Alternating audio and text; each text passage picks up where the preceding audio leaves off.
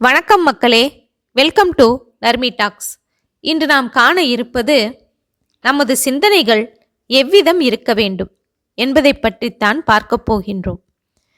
என்னால் வெற்றி பெற முடியும் என்ற நம்பிக்கையை மனதில் வைத்து அந்த எண்ணத்தில் உறுதியாக இருப்பவர்கள் எளிதில் வெற்றி பெறுகின்றார்கள்.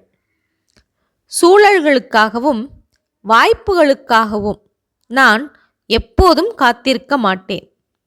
எனக்கு தேவையான சூழல்களையும் வாய்ப்புகளையும் நானே ஏற்படுத்திக் கொள்கின்றேன் என்பது அறிஞர் பெர்னார்ட் ஷாவின் சிந்தனை துளிகள்.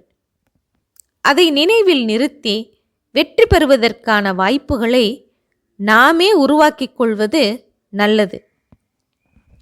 எந்த சூழலிலும் அமைதியாக செயல்பட்டால் வெற்றியை எளிதில் பெறலாம்.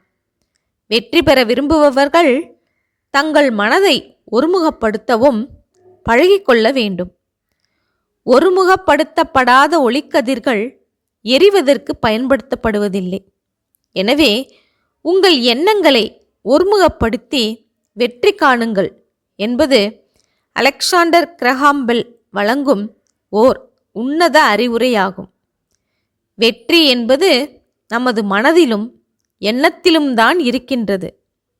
வீட்டில் உருவாகும் பிரச்சனைகள் நம் கவனத்தை சிதறடிக்கலாம். பள்ளியில் ஏற்படும் நட்பும் பிரச்சனைகளும் நமது நிம்மதியை கெடுக்கலாம். மதம் கூட சில வேளைகளில் சிக்கலை ஏற்படுத்தலாம்.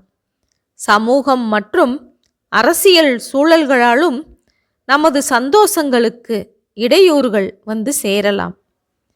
நம்மை சுற்றியுள்ள சூழல்களால் சிக்கல்கள் ஏற்படும்போது நமது நல்ல எண்ணங்களே நம்மை சீர்படுத்துகின்றது, நம்பிக்கையுடன் செயல்பட வைக்கின்றது.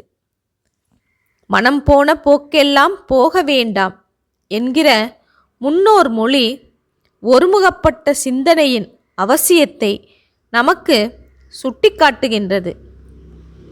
சிதறாத சிந்தனைகள்தான் வெற்றிக்கு அடித்தளம் அமைக்கின்றது.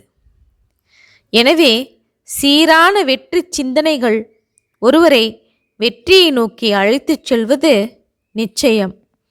மேலும் இந்த இடத்தில் இன்னொரு விஷயத்தையும் நாம் பார்க்க வேண்டும். எண்ணம் போல் வாழ்க்கை என்று பெரியோர்கள் சொல்வார்கள்.